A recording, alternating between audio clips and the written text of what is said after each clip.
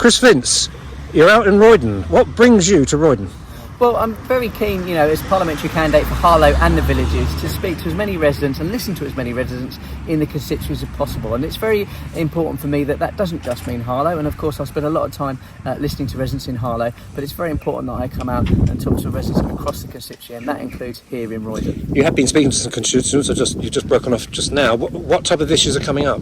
Well, the number one issues that residents are talking to me about in Roydon have been the environment, obviously concerns about climate change, how we're going to focus on that, disappointed with the government rowing back on some of their climate change commitments, and also transport. They're very aware that, as has been mentioned previously, the same issues that face residents in Harlow town. We know that bus routes have been cut, and this community is feeling more and more isolated by the fact they're less able to get out and about as much as they have been able to do in the past, and also the sustainability of transport in general.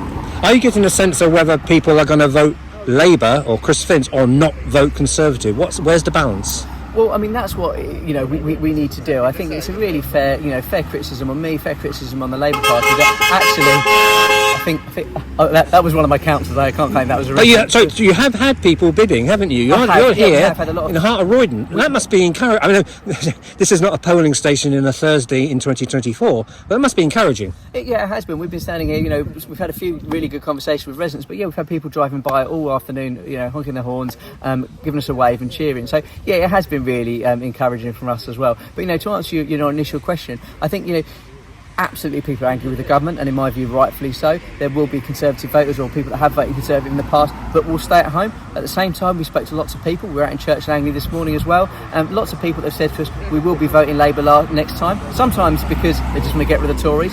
But it's our job as a local party and me as a parliamentary candidate to be really communicating what Labour can do. And I'm very excited that we've now got, the National Policy Forum report is coming forward now. So, it is about, I would say, when there's criticism about Labour and, the policy side of things, it's about actually, it isn't just the leader of the Labour Party that decides policy. It's about members of the Labour Party talking to members of the community and actually feeding into that policy process. So I'm really excited that's coming forward now.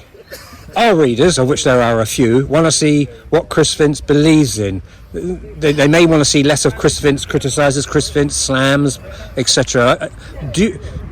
Would you say you do believe in things? You do have that are in tune with your party, but also you have policies and ideals. Well, look, as I've mentioned many a time, I think there's many council meetings where I don't say I used to be a teacher. So education is a hugely important thing to me, and rightly so. And like many residents in Hull, I'm really angry about the situation with education. Not just the case of the school buildings falling down, but also the narrowing of the curriculum. And I think the lack of aspiration, ambition for young people in our town. So I feel really passionate about is actually broadening that curriculum, broadening those opportunities for young people and the next generation of people in Harlow. Because actually, I truly believe that every young person in Harlow has an ability to succeed, has a talent, has a skill. And I think at the moment we've got a curriculum that's so narrowed that actually they're not able to do that. And my case in point for that, only Friday night went across to what was actually the former BHS building and saw some young people performing a show, a performance there that was incredibly powerful, incredibly moving, and incredibly talented.